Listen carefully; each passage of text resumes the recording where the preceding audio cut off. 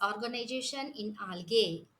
The vegetative structure of differentiate algae shows great variation in the algae, may be unicellular or multicellular. The tally of algae shows range organization starting habitat where the plant body differentiated root-like, stem-like, and leaf-like structure, giving a higher plant-like appearance. Their size range from a few microns to several meters. The algae thalli grouped into different based on the following types organization: unicellular algae to multicellular algae. The first unicellular algae, unicellular forms algae also called cellular algae, as they function as complete living organism. Unicellular common in all groups except rhodophyceae phaeophyceae member. The first unicellular, motile unicellular or flagellated.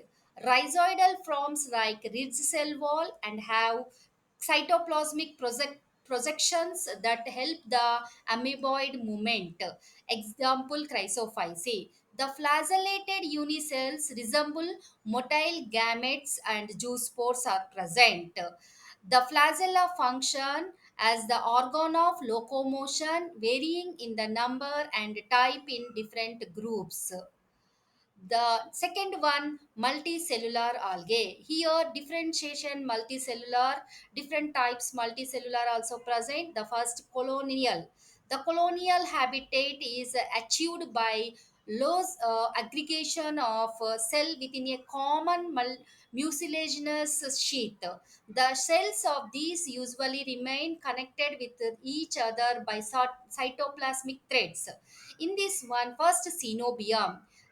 When a colony has a defined number of cells are present, that is the defined number of shape also present, that is called cenobium.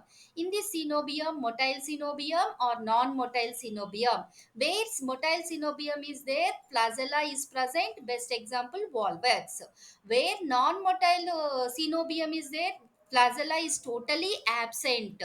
That cenobium is the non-motile cenobium. Best example, Cenidesmus. The second is the aggregate formation.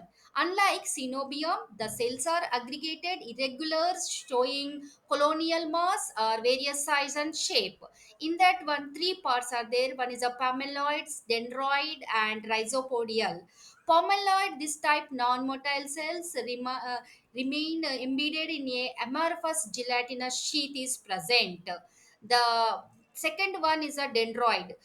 In this palmelloid, best example is a chlorophyceae member. The second dendroid in this type, the number, shape, size, cells variable.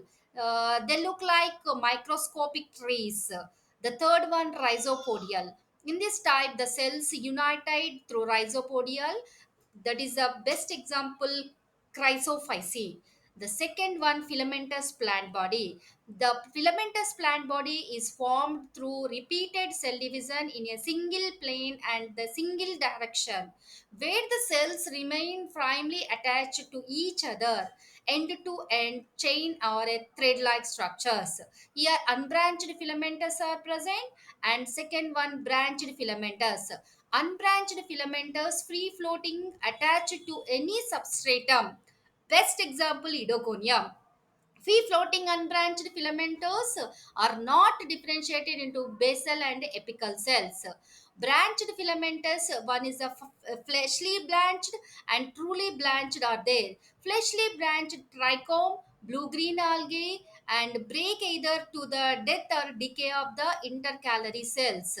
Truly branched, when a cell in the filament occasionally start division in a second plane, a true branch is formed. The true branches arise lateral growths also present. Simple filament. See, in this branching thallus substratum, the basal cells are present in the simple filament. Heterotrichous habit. In this type, branching system, whole thallus differentiated into the postrate and erect system. And the second one, next in this one, pseudo parenchyma habit, one or more central axial filament to present in these branches.